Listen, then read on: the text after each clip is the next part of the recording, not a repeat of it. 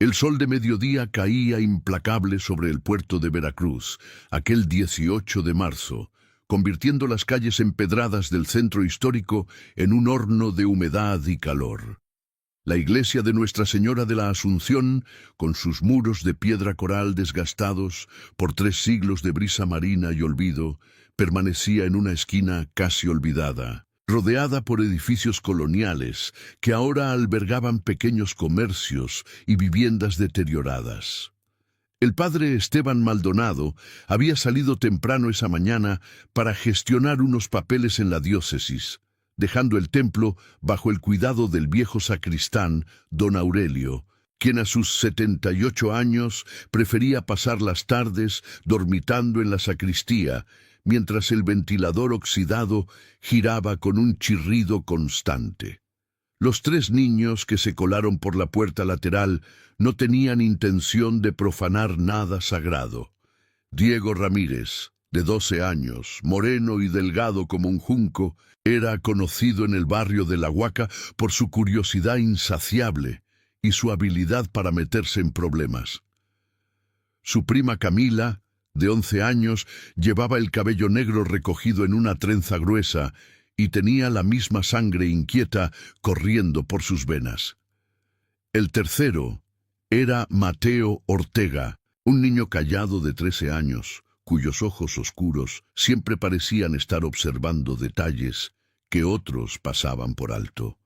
Los 3 habían escuchado rumores sobre un supuesto tesoro escondido en la iglesia vieja, historias que los adultos contaban entre cervezas en las tardes de domingo, mezclando verdades a medias con fantasías de piratas y contrabandistas del siglo XVIII. La iglesia olía a humedad, incienso viejo y madera podrida, una combinación de aromas que se adhería a la garganta y hacía difícil respirar profundamente. La luz del exterior apenas penetraba por los vitrales rotos, algunos con agujeros del tamaño de un puño, donde piedras lanzadas por vándalos habían impactado años atrás, creando patrones de colores desvaídos sobre el piso de baldosas agrietadas, manchadas por décadas de agua filtrada y abandono. Diego avanzó primero, sus tenis desgastados, produciendo ecos suaves en la nave vacía que parecían multiplicarse en las paredes de piedra, rebotando como susurros fantasmales. Cada paso levantaba pequeñas nubes de polvo que flotaban en los rayos de luz como partículas doradas suspendidas en el tiempo. Las bancas de madera mostraban los estragos del tiempo, algunas rotas, otras cubiertas de polvo tan grueso que parecía terciopelo gris, con nombres grabados por generaciones de feligreses que habían buscado dejar su marca en este lugar sagrado. Los santos en sus nichos los observaban con ojos pintados que parecían seguir cada movimiento, sus rostros de yeso agrietados por la humedad constante, sus ropajes descoloridos, pero aún reconocibles en los azules, desvaídos y rojos pálidos que alguna vez habían sido brillantes. Fue Mateo quien notó la irregularidad en el piso, cerca del altar lateral dedicado a San Francisco de Asís, cuya estatua mostraba al santo rodeado de pájaros de yeso con las alas parcialmente rotas. Una de las losas de piedra no estaba completamente nivelada con las demás. Sobresalía apenas 1 centímetro, lo suficiente para que alguien observador notara la anomalía, pero tan sutil que generaciones de feligreses probablemente habían pasado sobre ella sin darse cuenta. Mateo sintió un escalofrío inexplicable cuando la vio, como si algo en su subconsciente reconociera que esto era significativo de maneras que aún no podía comprender. Se arrodilló lentamente, el frío de las baldosas penetrando a través de sus jeans desgastados, pasando los dedos por el borde áspero, sintiendo cómo siglos de suciedad se habían acumulado en la grieta, formando una línea oscura y pegajosa. Había algo más también, una sustancia que parecía más reciente, una humedad que no debería estar ahí en un piso de piedra tan antiguo. Diego y Camila se acercaron inmediatamente, sus respiraciones aceleradas rompiendo el silencio pesado del templo, el sonido amplificado por la acústica de la nave vacía hasta que parecía que había más de 3 personas respirando en aquel espacio. No necesitaron palabras. Diego corrió hacia la sacristía y regresó con una barra de metal oxidada que había visto apoyada contra la pared. Entre los tres lograron introducir la punta en el borde de la losa. El primer intento fue inútil. La piedra no se movió ni 1 milímetro. Camila sugirió hacer palanca desde otro ángulo. Mateo secó el sudor de su frente con el dorso de la mano, dejando una mancha de mugre en su piel morena. Cuando finalmente aplicaron presión coordinada, la losa cedió con un sonido áspero de piedra contra piedra que reverberó en toda la iglesia. Don Aurelio, en la sacristía, debió escucharlo en su duermevela, pero no le dio importancia. Los niños trabajaron en silencio tenso, moviendo la pesada piedra centímetro a centímetro hasta que pudieron deslizarla completamente a un lado. Lo que vieron primero fue oscuridad. Una oscuridad tan profunda y absoluta que parecía tener sustancia, como petróleo negro que absorbiera la luz. Diego sacó su teléfono celular, un aparato viejo con la pantalla agrietada que había heredado de su hermano mayor. La luz blanca azulada del dispositivo iluminó los primeros peldaños de una escalera de piedra que descendía hacia las entrañas de la tierra.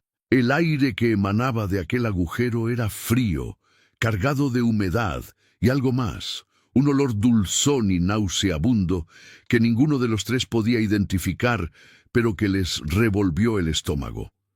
Camila retrocedió un paso, su instinto de supervivencia más desarrollado que su curiosidad por primera vez en su vida.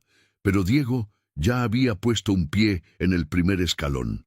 Mateo lo siguió sin una palabra, su rostro pálido pero determinado. Camila miró hacia atrás, hacia la puerta lateral por donde habían entrado, calculando la distancia hasta la seguridad del mundo exterior bañado por el sol. Finalmente, con un suspiro tembloroso, descendió tras sus compañeros. La escalera tenía 18 peldaños. Diego los contó en voz baja mientras bajaba, quizás para mantener la cordura, quizás porque los números le daban algo concreto a lo que aferrarse en medio de aquella penumbra sofocante. 1, 2, 3. Su voz apenas un murmullo que se perdía en la oscuridad. Los muros a ambos lados eran de piedra lisa, húmeda al tacto, cubierta de un musgo viscoso que brillaba débilmente bajo la luz del teléfono con un resplandor verdoso y enfermizo que parecía casi bioluminiscente, como si la vida microscópica que habitaba esas paredes estuviera emitiendo su propia luz fantasmal. Cuando Diego tocó accidentalmente la pared para mantener el equilibrio, la sensación fue nauseabunda, como sumergir los dedos en algo vivo y frío que se escurría bajo su piel. Retiró la mano con una exclamación ahogada, limpiándola compulsivamente en sus jeans, aunque sabía que el sentimiento de contaminación no desaparecería tan fácilmente. El olor empeoraba con cada escalón, transformándose en algo reconocible y terrible. Un hedor dulzón que recordaba a la fruta podrida, pero con un componente más profundo, más perturbador, que tocaba algo primitivo en el cerebro humano. El instinto ancestral que reconoce la presencia de muerte y grita que hay que alejarse, que este no es un lugar para los vivos. Al pie de la escalera encontraron un espacio más amplio, una cripta olvidada que no aparecía en ningún plano oficial de la iglesia, un vacío en los registros arquitectónicos que ahora revelaba por qué había sido omitido deliberadamente. El techo bajo, de no más de 2 metros de altura, estaba sostenido por arcos de ladrillo carcomido que goteaban humedad constantemente, creando un sonido rítmico y perturbador de gotas cayendo en charcos invisibles. Las paredes mostraban manchas de salitre que formaban patrones casi orgánicos, como venas pulsantes en la piedra. Pero no fue la arquitectura lo que capturó su atención, fueron las bolsas. Decenas de bolsas negras de plástico industrial, del tipo que se usa para basura pesada o desechos de construcción, estaban apiladas contra las paredes con una precisión inquietante. Algunas eran pequeñas, no más grandes que una mochila escolar, lo que hacía que pensar en sus contenidos fuera aún más perturbador. Otras tan grandes que claramente contenían más que desperdicios, bultos del tamaño de un cuerpo humano adulto, con formas que sugerían contornos demasiado familiares. El plástico negro brillaba bajo la luz del teléfono con un brillo aceitoso, antinatural, como la piel de algo que nunca debería haber existido. En algunos puntos, el plástico estaba desgarrado o había desarrollado agujeros, y a través de esas aberturas se podían vislumbrar fragmentos de tela, manchas marrones oscuras que podían ser tierra o algo mucho peor, y ocasionalmente, horriblemente, el brillo pálido de algo que se parecía demasiado a hueso blanqueado. Diego se acercó a la bolsa más cercana, extendiendo la mano temblorosa. Su dedo apenas rozó la superficie cuando escuchó el sonido. Un crujido, seco, quebradizo, como ramas secas rompiéndose bajo pisadas descuidadas, pero más orgánico, más íntimo. Retiró la mano como si se hubiera quemado. Mateo iluminó otra área de la cripta y su respiración se detuvo. En una esquina, parcialmente cubierta por una lona raída, sobresalía algo que ninguno de ellos podía negar o racionalizar. Era una mano, o lo que quedaba de una. Los dedos esqueléticos aún tenían fragmentos de piel seca adherida a los huesos, y en el dedo anular brillaba débilmente un anillo de oro con una piedra verde. Camila fue quien gritó primero. Un grito agudo, aterrorizado, que brotó de lo más profundo de su ser infantil, confrontado con una realidad que su mente no estaba preparada para procesar. Diego y Mateo la siguieron, sus voces mezclándose en un coro de terror absoluto que ascendió por la escalera, reverberó en la nave de la iglesia y atravesó las paredes de piedras centenarias, alcanzando la calle donde doña Esperanza Fuentes caminaba de regreso del mercado con sus bolsas de mandado. La mujer de 53 años, viuda de un pescador que había desaparecido 3 años atrás en circunstancias extrañas, dejó caer sus bolsas. Los jitomates rodaron por el empedrado mientras ella corría hacia la iglesia, su corazón latiendo con una premonición terrible que no podía nombrar, pero que sentía con certeza absoluta en cada fibra de su ser.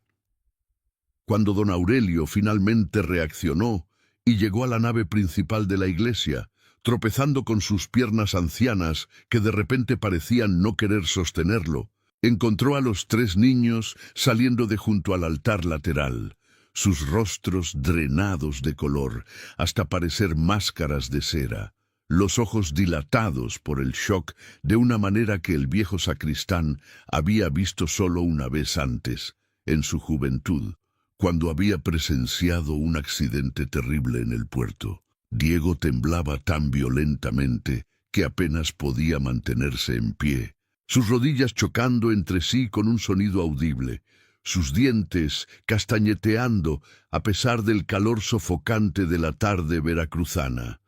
Mateo vomitó junto a una de las bancas, su cuerpo convulsionándose mientras expulsaba el desayuno que su madre le había preparado esa mañana con tanto cariño, huevos revueltos con frijoles que ahora manchaban el piso antiguo en un charco que parecía obscenamente colorido contra el gris del polvo.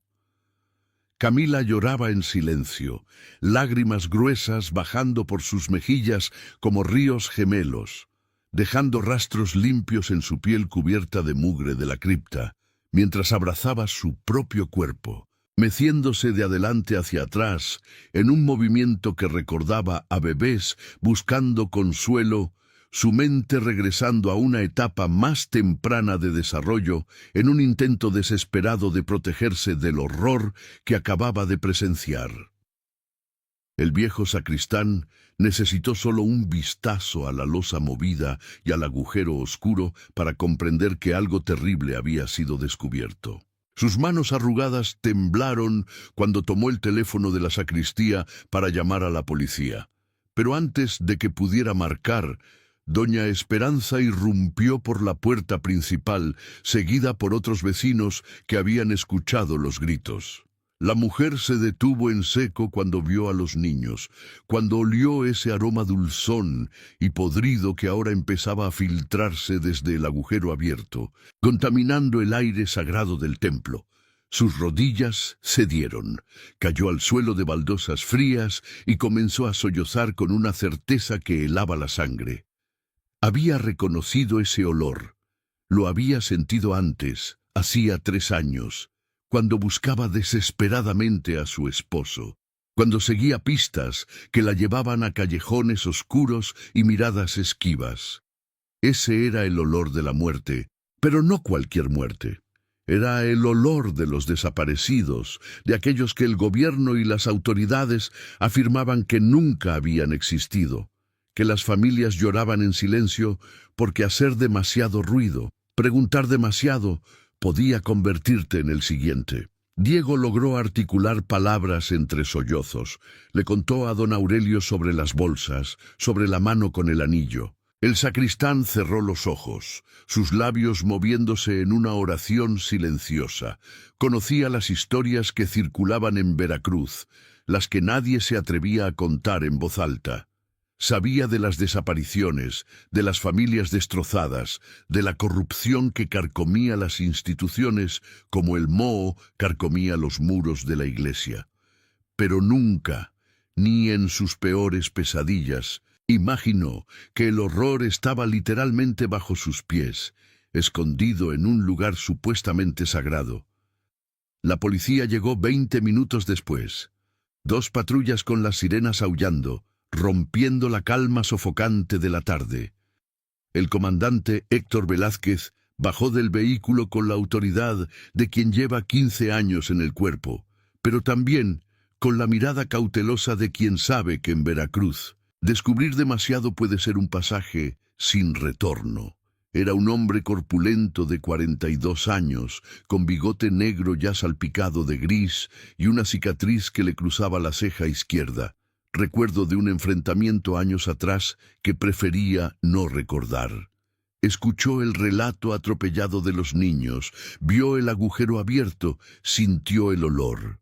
Su expresión permaneció cuidadosamente neutral, pero sus manos se cerraron en puños a los costados.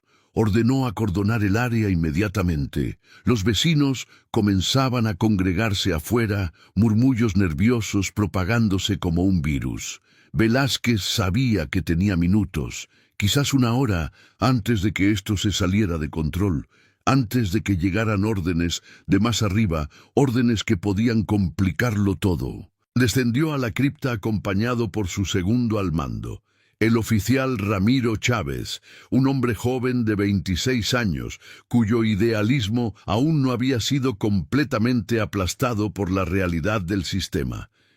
Llevaban linternas potentes que revelaron la extensión completa del horror. No eran decenas de bolsas, eran más de 100, apiladas con una meticulosidad terrible, organizadas con un cuidado que sugería que alguien había estado usando aquel espacio durante años, quizás décadas.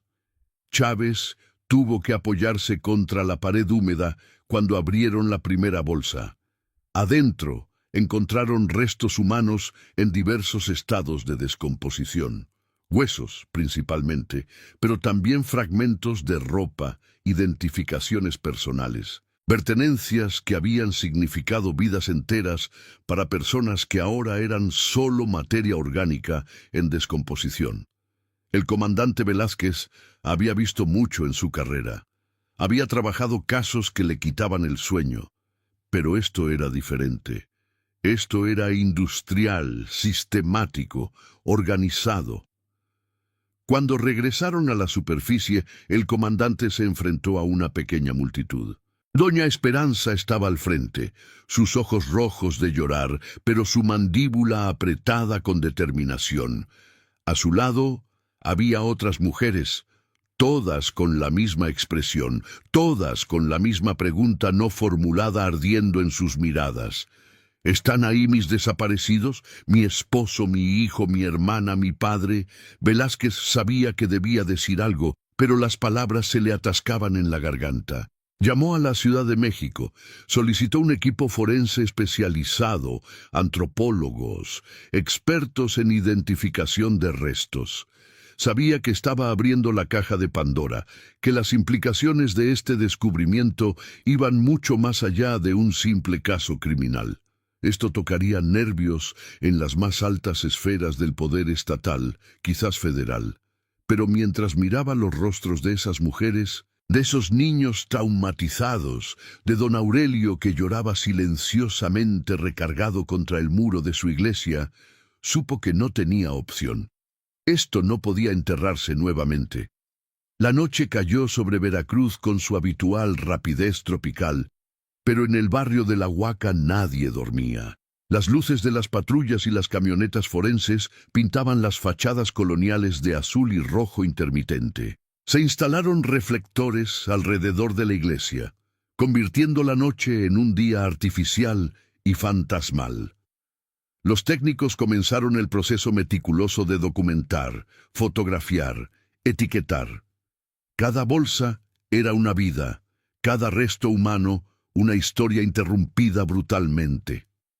Diego, Camila y Mateo habían sido llevados a sus casas por agentes que trataban de ser gentiles, pero que claramente no sabían cómo manejar el trauma de niños que habían tropezado con un osario clandestino. Las madres de los tres abrazaban a sus hijos con una mezcla de alivio porque estaban vivos y terror porque habían visto lo que ningún niño debería ver jamás.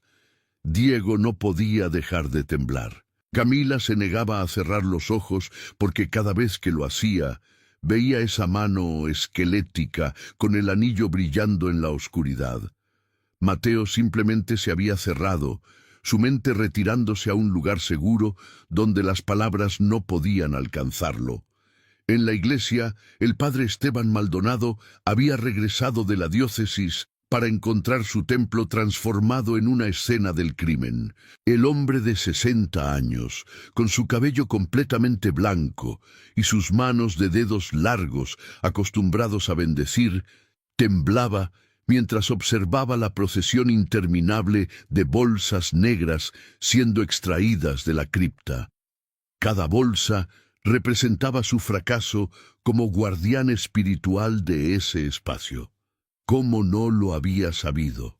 ¿Cómo no había sentido el peso de tanta muerte bajo sus pies mientras celebraba misa, mientras bendecía matrimonios, mientras bautizaba niños?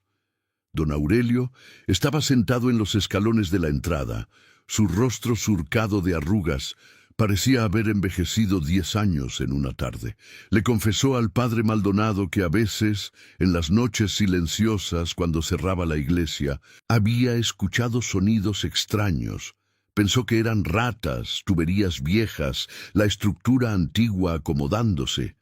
Nunca imaginó, nunca quiso imaginar que eran los ecos de una operación macabra desarrollándose en las entrañas del edificio sagrado. El comandante Velázquez coordinaba todo con eficiencia profesional, pero su mente trabajaba en paralelo procesando las implicaciones. Las identificaciones preliminares que habían encontrado en algunas bolsas correspondían a personas reportadas como desaparecidas en los últimos 10 años. No todas de Veracruz, algunas de estados vecinos. Esto sugería una red, una organización. Y el hecho de que hubieran usado una iglesia como depósito final hablaba de conexiones, de protección, de alguien con suficiente poder para asegurar que nadie hiciera demasiadas preguntas.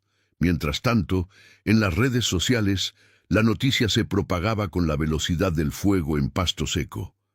Videos grabados por vecinos mostraban las bolsas siendo sacadas, el perímetro acordonado, las caras devastadas de las familias de desaparecidos que comenzaban a llegar de toda la región. Los hashtags comenzaron a tendencia.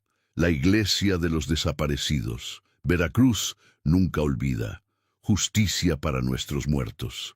El gobierno del estado emitió un comunicado breve y cauteloso, prometiendo una investigación exhaustiva, pero las palabras sonaban huecas para quienes conocían la realidad de cómo funcionaba el sistema.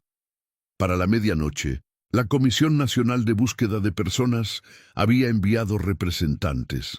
La organización no gubernamental, Familias Unidas por los Desaparecidos, estableció una carpa improvisada en la plaza frente a la iglesia, ofreciendo apoyo psicológico y asesoría legal a las familias que comenzaban a hacer fila, cada una con fotografías desgastadas de sus seres queridos, cada una con la esperanza terrible de que quizás, finalmente, pudieran darles un entierro digno.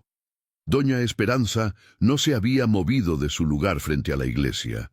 Sostenía una fotografía de su esposo, Rubén Fuentes, pescador de 48 años, que había salido a trabajar una mañana de mayo 3 años atrás y nunca regresó.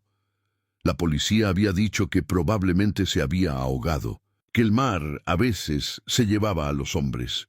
Pero Rubén era un pescador experimentado, conocía esas aguas como la palma de su mano. Y luego estaban los rumores, los susurros de que había visto algo que no debía, que había sido testigo de un cargamento ilegal llegando al muelle en una madrugada silenciosa.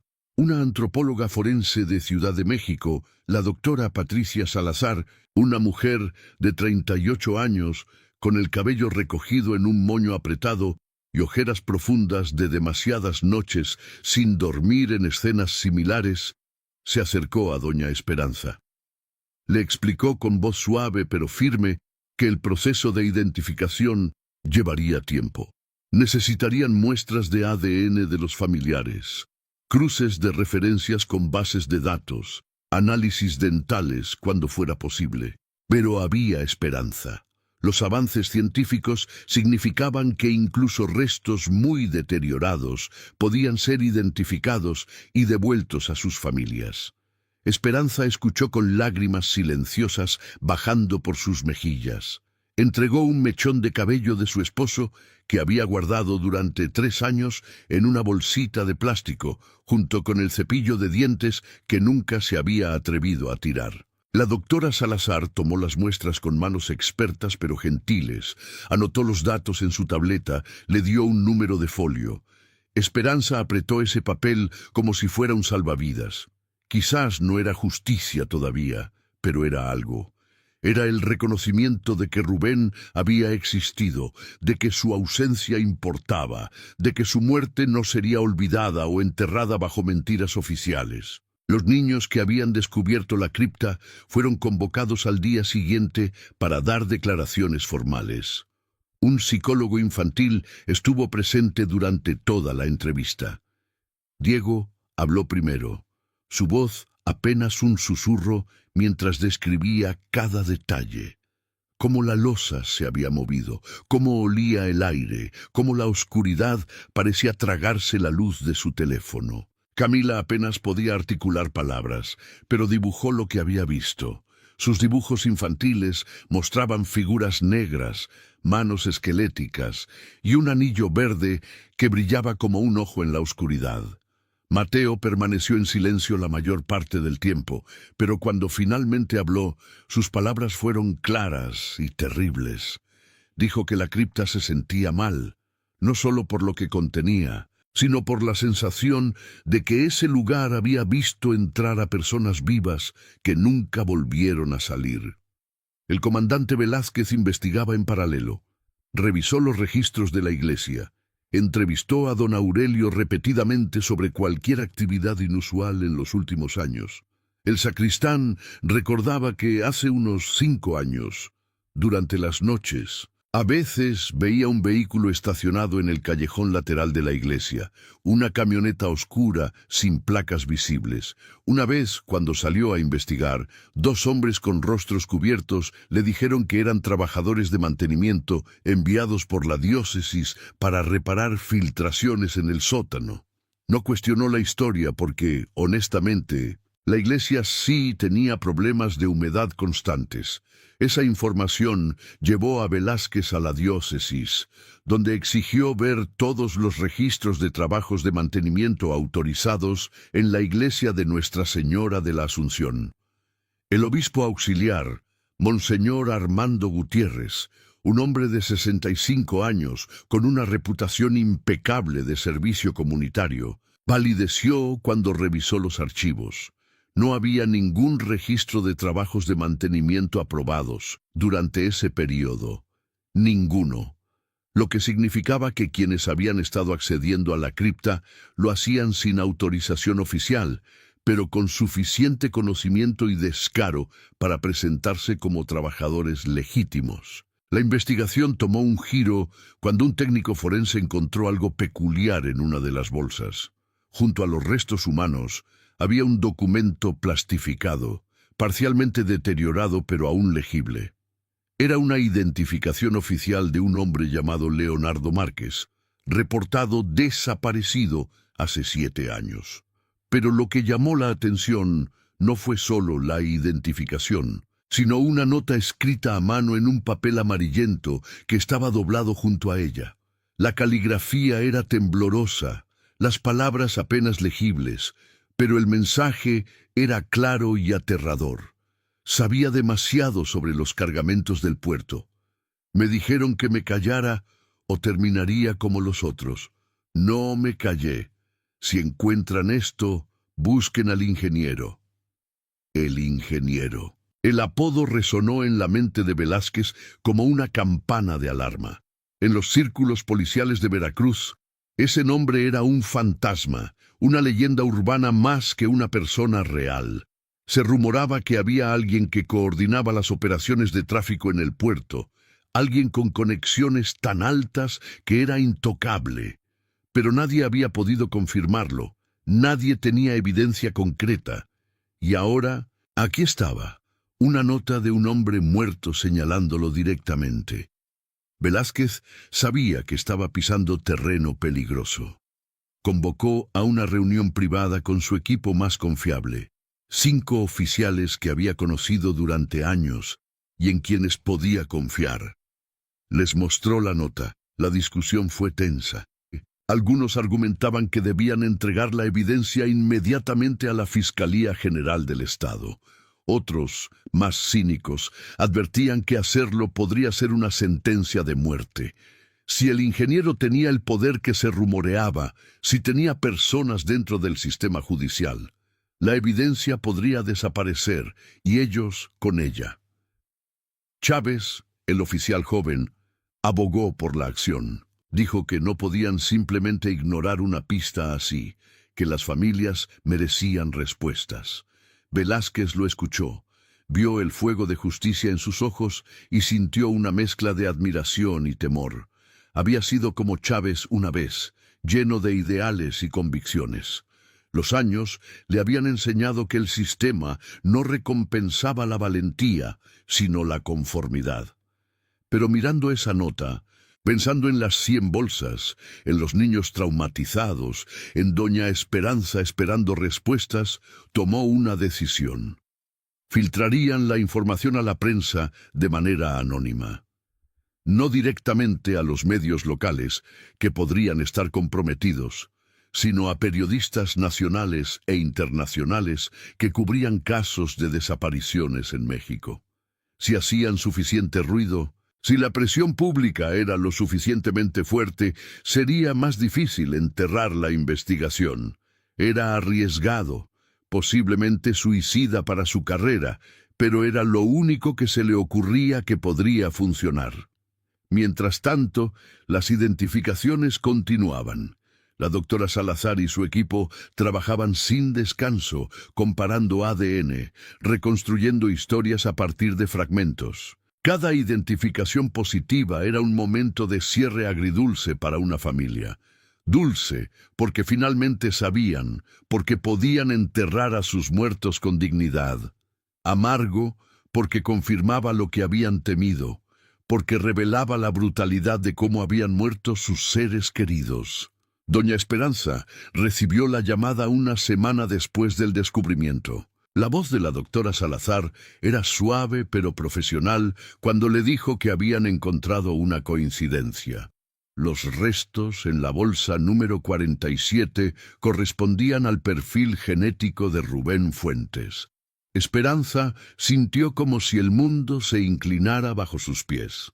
Por 3 años había mantenido viva una chispa de esperanza irracional de que quizás Rubén estaba vivo en algún lugar, amnésico, perdido, pero vivo. Ahora esa esperanza se extinguía, reemplazada por una certeza sólida y terrible. Pero también había alivio. Podría traerlo a casa. Podría darle un funeral. Podría visitar su tumba en lugar de mirar al mar preguntándose. El funeral de Rubén Fuentes se convirtió en algo más grande que una ceremonia privada. Se transformó en una manifestación silenciosa de dolor colectivo y rabia contenida. Cientos de personas se presentaron, muchas llevando fotografías de sus propios desaparecidos, muchas aún esperando noticias de la cripta de la iglesia. El padre Maldonado ofició la misa con lágrimas corriendo por sus mejillas arrugadas. Habló sobre la dignidad humana, sobre cómo cada vida era sagrada, sobre cómo la violencia destruía no solo cuerpos, sino también el tejido social que mantenía unida a una comunidad. Diego, Camila y Mateo asistieron con sus familias. Los 3 niños habían cambiado en esos días. Había una sombra en sus ojos que no debería estar en rostros tan jóvenes, pero también había algo más, una comprensión prematura de la injusticia del mundo, de cómo el silencio permite que el mal prospere. Camila había comenzado a dibujar compulsivamente, sus dibujos evolucionando de pesadillas oscuras a retratos de las personas desaparecidas cuyas fotografías veía en las noticias. Mateo había empezado a escribir, llenando cuadernos con observaciones sobre lo que había visto, sobre cómo se sentía, creando un registro que algún día podría servir como testimonio. Diego hablaba a cualquiera que quisiera escuchar sobre la necesidad de buscar la verdad, de no dejar que el miedo silenciara las voces que demandaban justicia. La nota sobre el ingeniero había llegado, como Velázquez planeó, a las manos correctas. Un periodista de investigación de Ciudad de México llamado Javier Solís, conocido por su trabajo en casos de corrupción y crimen organizado, publicó un artículo extenso en un periódico nacional. El artículo detallaba el descubrimiento en la iglesia, citaba fuentes anónimas sobre la nota encontrada y planteaba preguntas incómodas sobre quién tenía el poder y los recursos para operar un depósito de cadáveres durante años sin ser detectado. El artículo mencionaba al ingeniero por nombre, aunque con las advertencias legales apropiadas. La reacción fue inmediata y explosiva. El gobierno estatal se vio forzado a responder públicamente. Se anunció la formación de una comisión especial de investigación. Se prometieron recursos ilimitados para identificar a todos los restos y llevar a los responsables ante la justicia. Pero quienes conocían el sistema, quienes habían visto promesas similares evaporarse antes, permanecían escépticos. Velázquez sabía que habían ganado una batalla de atención pública, pero la guerra estaba lejos de terminar. 2 semanas después del descubrimiento, mientras Velázquez trabajaba tarde en su oficina revisando informes, recibió una llamada en su teléfono personal. La voz al otro lado era distorsionada electrónicamente, pero el mensaje era cristalino. «Déjalo ir, comandante. Ha hecho suficiente ruido. Más ruido solo traerá consecuencias que no puede controlar. Piense en su familia. Piense en su futuro. Algunos misterios son mejores sin resolver. Velázquez sintió un escalofrío recorrer su espalda. Miró por la ventana de su oficina hacia las calles oscuras de Veracruz. Sabía que esa llamada no era una amenaza vacía. Conocía demasiados casos de policías y periodistas que habían presionado demasiado fuerte y habían terminado como nombres en las listas de desaparecidos. Pensó en su esposa, en sus 2 hijos adolescentes. Pensó en cómo habían dormido tranquilos hasta ahora, porque él siempre había sabido dónde estaba la línea que no debía cruzar. Pero luego pensó en las 100 bolsas negras, en los restos que aún no habían sido identificados, en las familias que esperaban respuestas, en los niños que habían tropezado con un horror que destrozó su inocencia, en doña Esperanza finalmente pudiendo enterrar a su esposo. Pensó en la nota de Leonardo Márquez, en cómo había sabido que hablar le costaría la vida, pero había dejado una pista de todas formas, con la esperanza de que alguien, algún día, tuviera el coraje de seguirla. Velázquez colgó sin decir palabra. Luego hizo otra llamada, esta vez a Javier Solís, el periodista. Le pasó información adicional que había estado reteniendo, nombres de funcionarios que habían sido transferidos misteriosamente de Veracruz justo cuando las desapariciones aumentaban, registros de importaciones sospechosas al puerto que nunca habían sido investigadas adecuadamente. Le dijo a Solís que publicara todo, que no se detuviera hasta que todo México supiera la verdad. Solís escuchó en silencio y luego preguntó: «¿Está seguro, comandante? Una vez que esto salga, no hay vuelta atrás». Velázquez miró la fotografía en su escritorio, él y su familia en vacaciones en Mazatlán el verano pasado, todos sonriendo bajo el sol. «Sí», dijo finalmente. «Estoy seguro, porque si no nosotros, ¿quién? Si no ahora, ¿cuándo?». La serie de artículos que Solís publicó en las semanas siguientes sacudió a México. Nombres fueron nombrados, aunque cuidadosamente, con evidencia respaldando cada acusación. El ingeniero fue identificado como un funcionario de alto nivel en la administración portuaria que había estado en su puesto durante 15 años, acumulando poder y conexiones. Se reveló una red de corrupción que involucraba no solo a criminales organizados, sino también a políticos, jueces y miembros de las fuerzas de seguridad. La cripta bajo la iglesia no era un incidente aislado, sino parte de un sistema diseñado para eliminar testigos, disidentes y cualquiera que amenazara el flujo de dinero ilegal. La presión pública se volvió insostenible. Manifestaciones masivas ocurrieron no solo en Veracruz, sino en Ciudad de México, Guadalajara, Monterrey. Las familias de desaparecidos de todo el país se unieron, sus voces amplificadas por organizaciones de derechos humanos internacionales. El gobierno federal no pudo ignorarlo. Se realizaron arrestos, aunque muchos sospechaban que los verdaderos cabecillas permanecían intocables, sacrificando peones para calmar la tormenta. El ingeniero desapareció. Oficialmente renunció a su puesto por razones de salud y se retiró a una ubicación no revelada. Oficiosamente, muchos creían que había huido del país con suficiente dinero robado para vivir cómodamente el resto de sus días. No hubo justicia completa, no hubo el cierre perfecto que las familias merecían.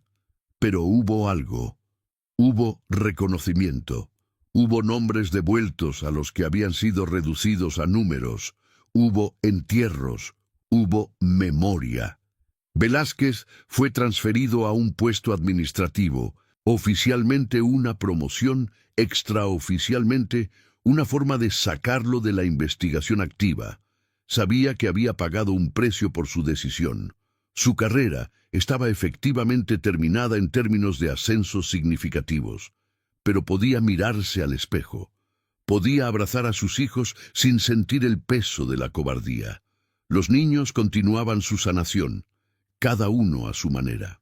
Diego se había unido a un grupo juvenil en la iglesia que trabajaba con familias de desaparecidos, ayudando a organizar búsquedas, distribuyendo volantes, manteniendo viva la memoria.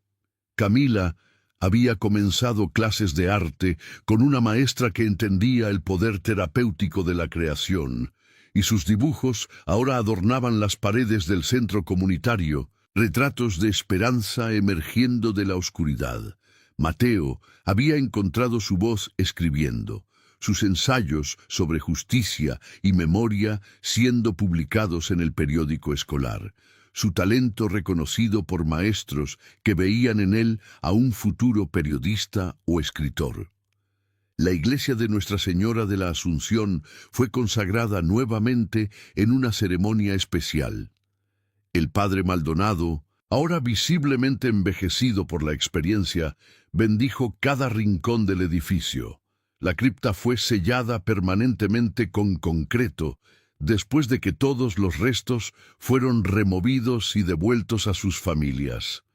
Se instaló una placa conmemorativa en el lugar donde había estado la losa, con los nombres de todos los identificados grabados en bronce y un espacio para los que permanecían sin nombre, acompañado de las palabras «No olvidamos, no perdonamos, no descansamos hasta que todos vuelvan a casa».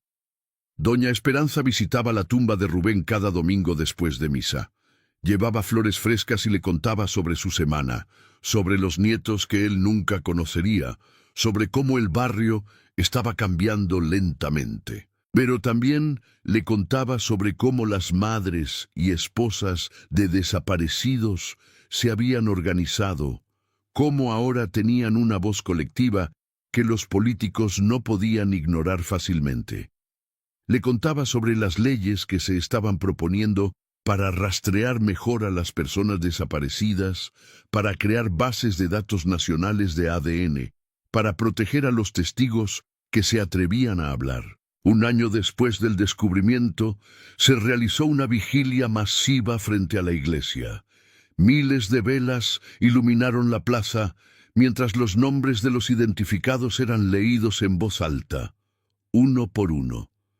Diego, Camila y Mateo estaban al frente, ahora con un año más de edad y experiencia, sus rostros mostrando la extraña mezcla de juventud y madurez prematura que viene de enfrentar la oscuridad y elegir la luz de todas formas.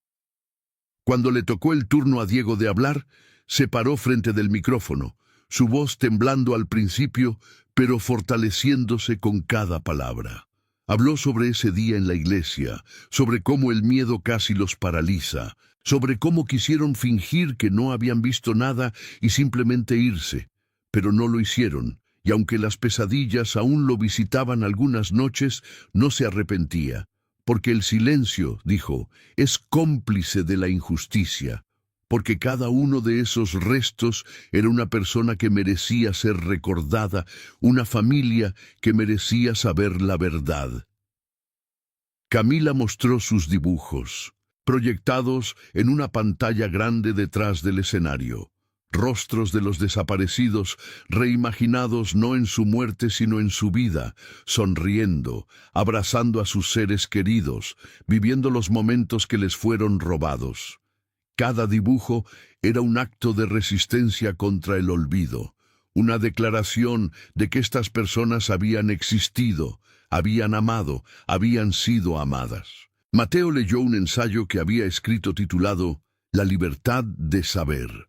Habló sobre cómo la verdad, aunque dolorosa, era preferible a la incertidumbre perpetua, sobre cómo el derecho a saber qué había pasado con tus seres queridos era fundamental para la dignidad humana, sobre cómo una sociedad que permitía que las personas desaparecieran sin consecuencias no era verdaderamente libre, porque el miedo al silenciamiento era la más efectiva de las prisiones. El público escuchó en silencio respetuoso, muchos llorando, muchos abrazándose. Cuando los tres niños terminaron de hablar, la multitud estalló en aplausos que resonaron en toda la plaza, un ruido que ahogaba temporalmente el tráfico, las bocinas de los barcos en el puerto, la vida ordinaria de la ciudad. Era un momento de solidaridad, de reconocimiento colectivo de que el cambio era posible si suficientes personas se negaban a aceptar lo inaceptable. Pero incluso en medio de ese momento de unidad, todos sabían que la lucha estaba lejos de terminar. Todavía había restos sin identificar en la cripta, todavía había familias esperando noticias. Todavía había personas desapareciendo en México cada día. El ingeniero permanecía libre, al igual que muchos otros responsables de transformar vidas humanas en bolsas negras de plástico. Velázquez, observando desde el borde de la multitud, entendía esto mejor que nadie. Había recibido transferencias a su cuenta bancaria de fuentes desconocidas, dinero que inmediatamente reportó y devolvió, pero que servía como recordatorio de que había fuerzas que querían comprarlo o eliminarlo. Había encontrado su auto vandalizado más de una vez. Su esposa había comenzado a recibir llamadas amenazantes. Pero cada vez que consideraba rendirse, pensaba en esos niños hablando con tanta valentía sobre cosas que no deberían haber tenido que presenciar, y encontraba la fortaleza para continuar. La doctora Salazar seguía trabajando en las identificaciones. Había identificado a 63 de los 104 conjuntos de restos encontrados en la cripta.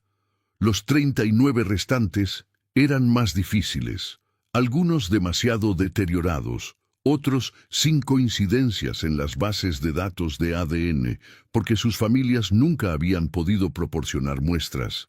Quizás porque también habían desaparecido, quizás porque el miedo les impedía acercarse a las autoridades.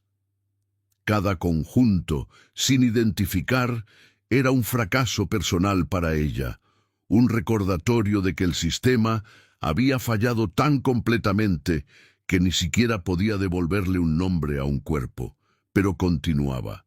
Todas las mañanas se levantaba, tomaba su café demasiado fuerte y regresaba al laboratorio donde los huesos esperaban en cajas etiquetadas, cada uno una historia silenciosa esperando ser contada. Había desarrollado un ritual personal. Antes de comenzar a trabajar con un nuevo conjunto de restos, pasaba un momento en silencio, reconociendo la humanidad de la persona que habían sido. Les hablaba en su mente, prometiendo hacer su mejor esfuerzo para devolverles su identidad. La iglesia lentamente volvió a la vida. El padre Maldonado había considerado retirarse después del descubrimiento, sintiendo que había fallado en su deber sagrado. Pero las familias de la comunidad le rogaron que se quedara. Necesitaban su presencia, su fe inquebrantable de que incluso en la oscuridad más profunda, la luz eventualmente encontraría un camino. Así que se quedó y comenzó a realizar misas especiales cada mes, dedicadas a los desaparecidos y sus familias, transformando el espacio que había albergado tanta muerte en un santuario de memoria y esperanza. Don Aurelio también permanecía, aunque ahora con un asistente, un joven llamado Carlos, que había perdido a su hermano mayor en las desapariciones. Juntos mantenían la iglesia inmaculada, pero también servían como una especie de guardianes no oficiales de la memoria. Mantenían un libro de visitantes donde las personas podían escribir mensajes a sus desaparecidos, páginas y páginas de amor, dolor, rabia y esperanza que se acumulaban como un testimonio físico del costo humano de la violencia y la corrupción. Las redes de familias de desaparecidos se fortalecieron. Se compartían recursos, estrategias de búsqueda, apoyo emocional. Organizaban expediciones a terrenos baldíos, fosas clandestinas conocidas, cualquier lugar donde se rumoraba que podría haber más restos. A veces encontraban algo, a menudo no. Pero la búsqueda misma era un acto de resistencia, una negativa a aceptar que sus seres queridos eran simplemente estadísticas en reportes oficiales. Doña Esperanza se había convertido en una líder dentro de este movimiento. Su dolor personal se había transformado en una energía feroz para el cambio. Organizaba protestas, hablaba con medios de comunicación, presionaba a políticos. Su rostro se volvió familiar en las noticias nacionales. La mujer de Veracruz, que se negaba a quedarse callada. No todos la apoyaban. Recibía mensajes de odio, acusaciones de ser una agitadora, amenazas veladas. Pero también recibía abrazos de otras madres y esposas que veían en ella su propia rabia y dolor reflejados. Los artículos de Javier Solís habían ganado premios de periodismo de investigación, pero él sabía que los premios significaban poco comparado con el trabajo real que quedaba por hacer. Continuaba investigando, siguiendo cada pista, cada rumor. Había sobrevivido a 2 intentos de secuestro y ahora vivía con guardaespaldas provistos por una organización internacional de protección a periodistas. Su apartamento era una fortaleza de puertas reforzadas y sistemas de seguridad. El precio de buscar la verdad. En las escuelas de Veracruz, maestros comenzaron a incorporar la historia de la cripta en sus lecciones sobre derechos humanos y justicia social. No para traumatizar a los estudiantes, sino para enseñarles la importancia de la vigilancia ciudadana, del coraje cívico, de nunca aceptar que la injusticia es simplemente la forma en que son las cosas. Diego, Camila y Mateo ocasionalmente eran invitados a hablar en estas clases, compartiendo sus experiencias, respondiendo preguntas de sus compañeros que luchaban por comprender cómo algo tan terrible podía suceder en su propia ciudad. 2 años después del descubrimiento, se inauguró un memorial permanente, un jardín de contemplación donde antes había un lote baldío cerca de la iglesia. Árboles de jacaranda proporcionaban sombra sobre bancas de piedra. En el centro, una fuente con agua fluyendo sobre una pared, donde estaban grabados todos los nombres de los identificados, y un espacio para aquellos que permanecían sin nombre. Las palabras «nunca más» estaban talladas en la base, una promesa y una advertencia. La inauguración del memorial fue otro momento de unión colectiva. Políticos dieron discursos que sonaban vacíos para quienes habían vivido la realidad. Pero cuando las familias tomaron el micrófono, cuando las madres hablaron sobre sus hijos, cuando los huérfanos hablaron sobre sus padres, el silencio era absoluto. Estas eran las voces que importaban, las voces que habían sido silenciadas por demasiado tiempo. Velázquez asistió en ropa civil, no queriéndose hacer notar, pero doña Esperanza lo vio y se acercó.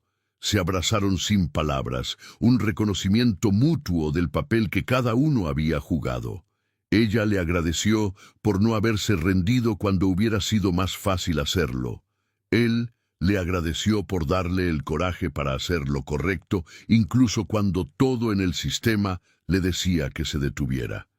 Diego, Camila y Mateo plantaron un árbol juntos en el memorial, un roble joven que con suerte viviría décadas, creciendo más fuerte cada año, sus raíces profundizándose, sus ramas extendiéndose.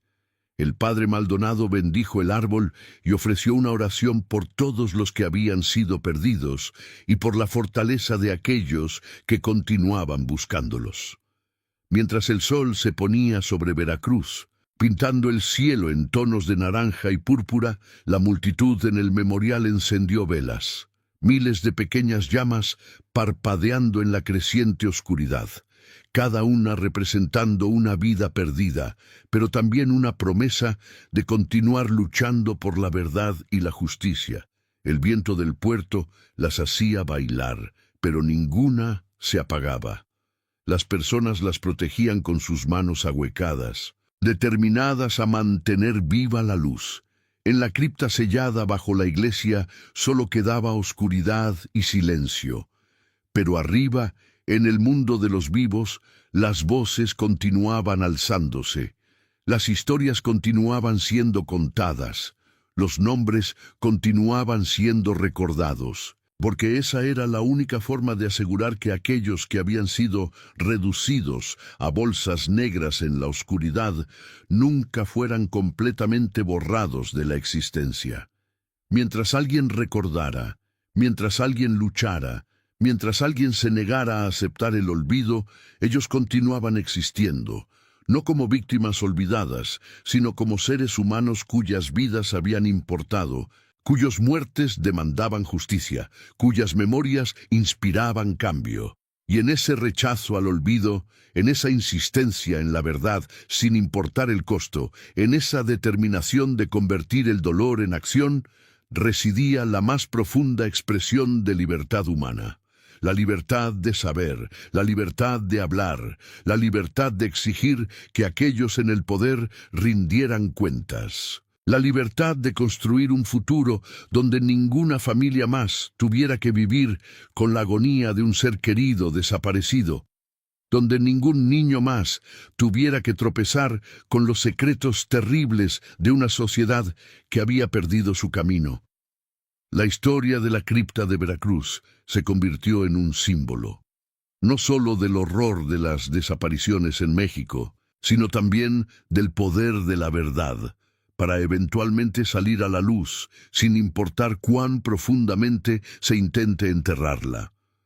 Recordó a todos que el silencio tiene un costo, que la complicidad por inacción perpetúa el mal, y que cada persona tiene una elección sobre si se para con los opresores o con los oprimidos.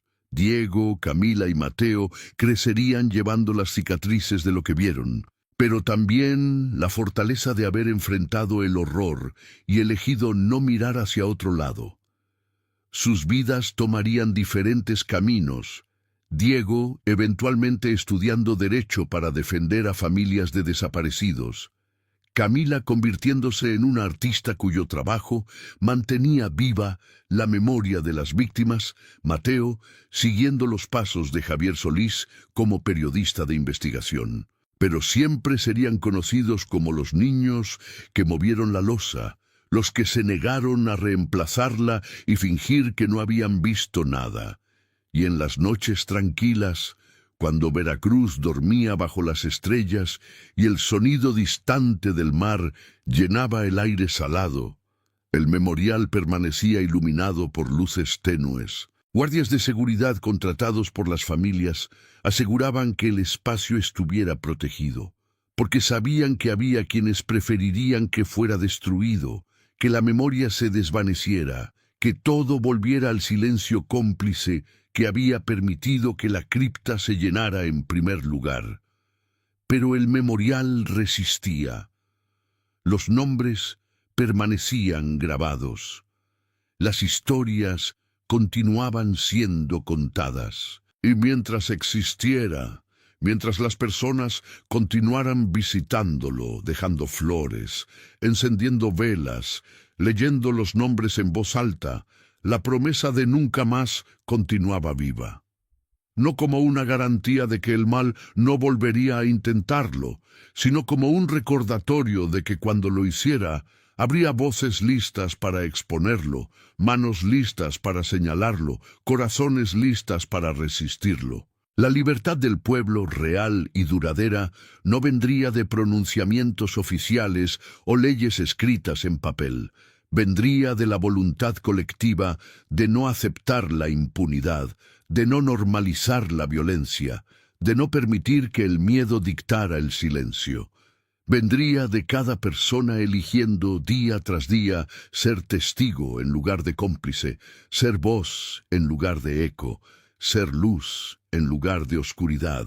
Y en ese ejercicio diario de valentía ordinaria, en esa acumulación de pequeños actos de resistencia contra la injusticia, residía la verdadera esperanza de que México, y lugares como México alrededor del mundo, donde las personas desaparecían en las sombras, pudieran finalmente emerger hacia una luz más verdadera, más justa, más libre, no pronto, quizás, no fácilmente, ciertamente. pero inevitable, mientras hubiera personas como Diego, Camila, Mateo, Doña Esperanza, Velázquez, la doctora Salazar, Javier Solís y miles de otros cuyos nombres nunca serían conocidos públicamente, pero cuyas acciones, sumadas, creaban una marea imparable de cambio. La cripta estaba vacía ahora, sus secretos expuestos, sus víctimas devueltas a sus familias. Pero las preguntas persistían, y con ellas el trabajo continuaba, porque hasta que el último desaparecido fuera encontrado, hasta que el último responsable enfrentara justicia, hasta que el último político corrupto fuera expuesto, hasta que el último sistema que permitía estos horrores fuera desmantelado y reconstruido sobre cimientos de transparencia y responsabilidad, no habría verdadero descanso. Solo la determinación incansable de aquellos que habían mirado al abismo y decidido que nunca más, nunca jamás permitirían que tal oscuridad permaneciera sin ser desafiada.